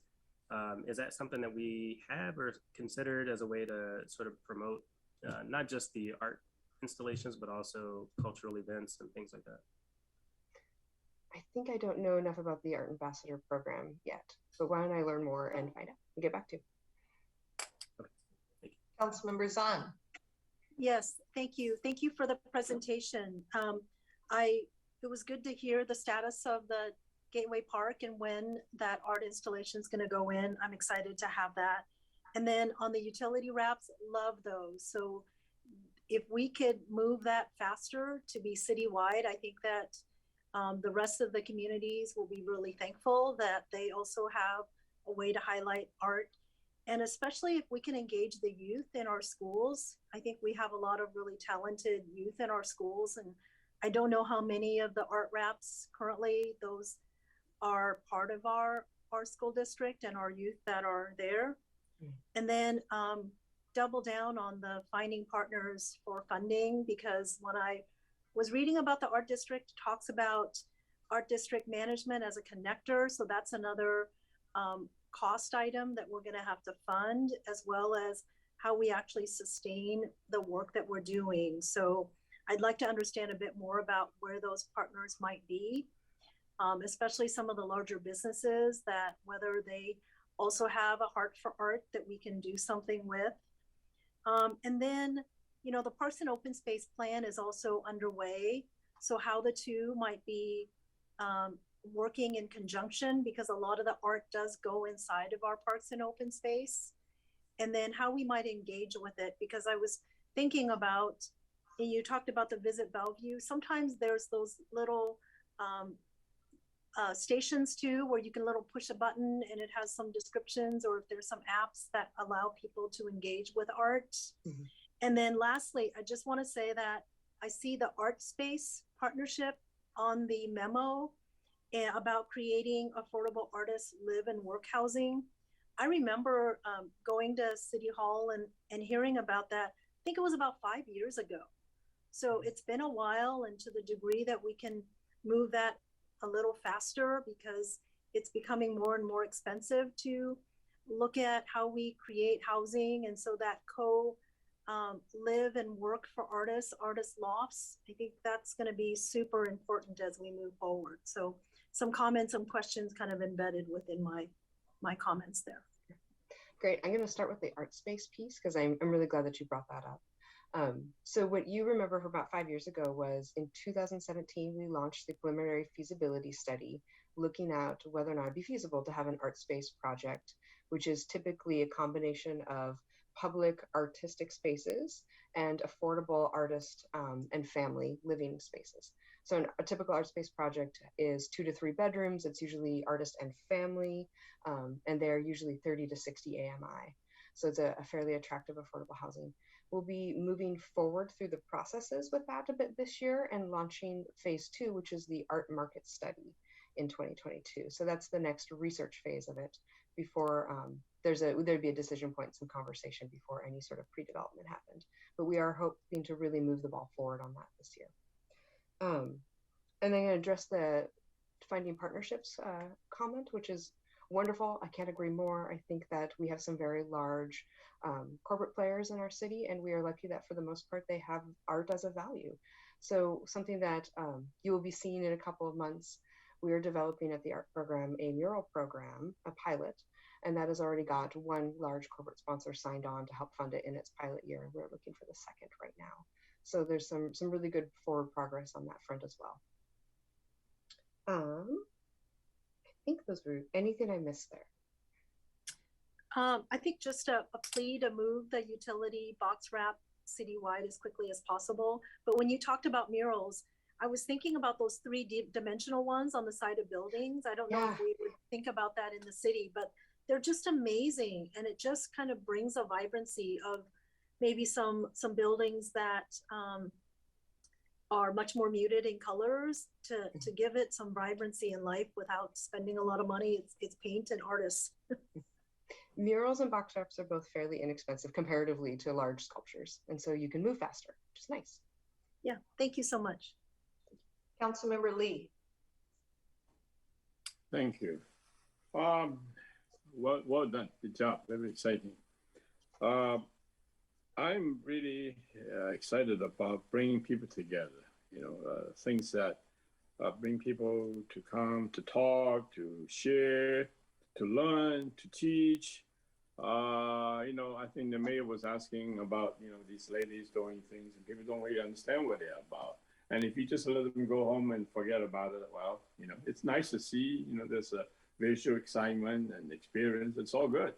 But I think if we can create continuing, relationship building, knowing about each other's culture, especially in our city, we have so many cultures here, multicultural experience. And, the city has a cross-culture center project. The purpose of that is to bring people together and attract people to come together. And there's probably not many things that are like arts and culture that can really attract people together. And, the culture could be anything. It could be from sharing unique food from a culture to much more complicated, complex, ethnic heritage, historic, whatever. But I think this is exciting. This is good. We should be able to connect lots of different folks. I think the community, especially after this COVID-19, people, are looking for more connection even. How can we express ourselves, know ourselves by, making the connections? And so I think we have a great opportunity, great timing. And the young people have this absolutely, they are the one that probably will be even more creative. And again, they can bring adults together. They can bring their parents together. So I think this is a real great thing that we've always, unfortunately, as a city, these are not considered as critical infrastructures that, move people immediately. So it requires funding. So it really comes down to how do we get people to realize. And, we know that government sometimes, has been traditionally asked to do that. And of course, organizations, businesses that you refer to, some of them do it, some might not. So it's not really dependable, reliable. So ultimately, I think government has to make some commitment. It's a commitment that we have to make if we believe that it has the benefit of, providing people ongoing building relationship, working together. I remember, Brad, maybe you can help me. a number of years back, the city manager has a discretionary fund, some kind of a enterprise fund. We accumulate sometimes extra money, like from excise tax or from additional BNO, and we put it together. It's not significant, but maybe I don't know how much we ever accumulated, and $500,000, $200,000. I think that might be a potential consideration of sources of money. And the other one, of course, is, we talk about levies, right? We talk about arts, other, public safety levies, transportation levies. So it's potentially it's possible we can get a arts, and culture levy. And finally, we know we have tax benefits for developers to build housing, right?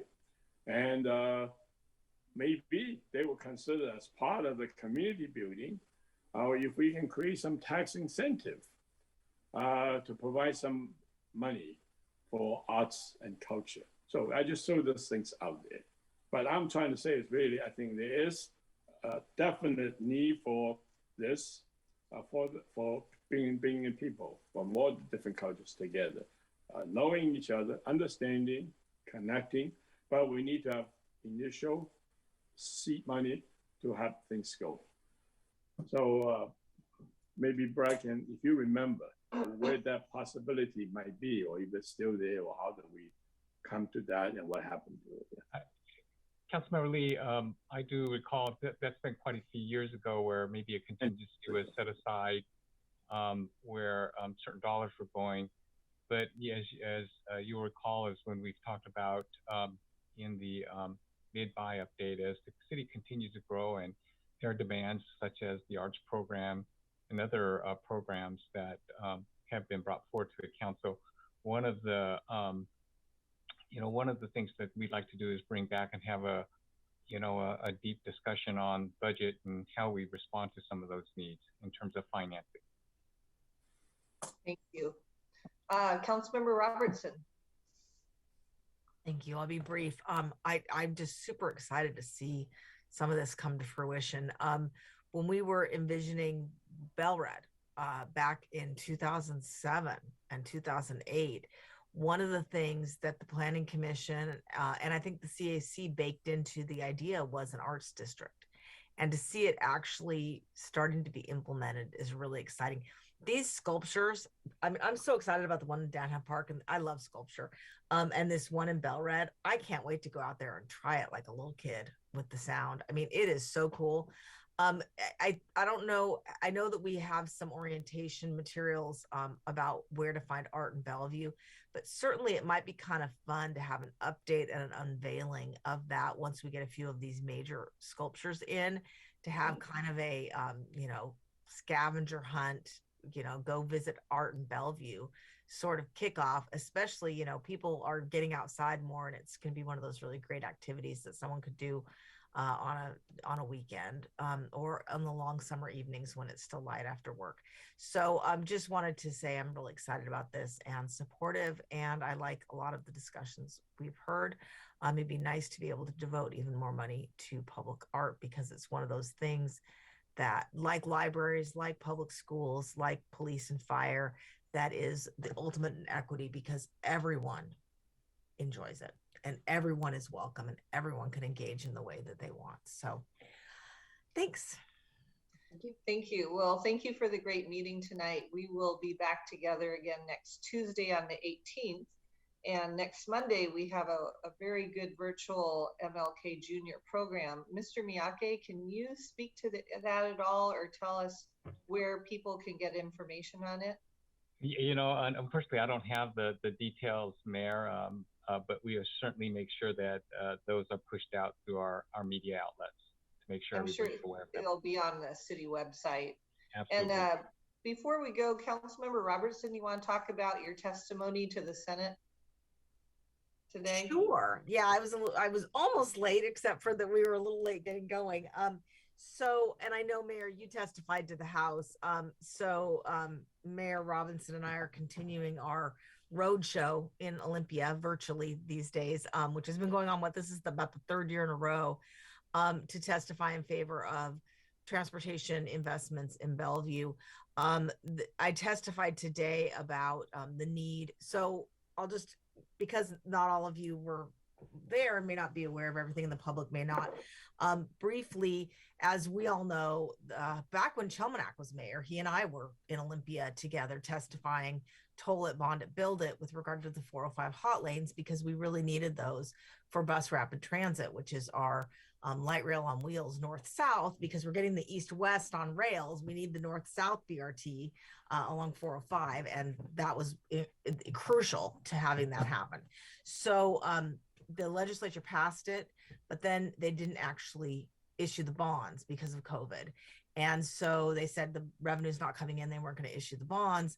However, with all the ARPA money that flowed to the state kept all of the transportation projects moving forward with ARPA money, except 405.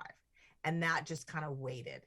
And so we're really encouraging our legislature this year to keep 405 work going so that we can have BRT at the time it's needed.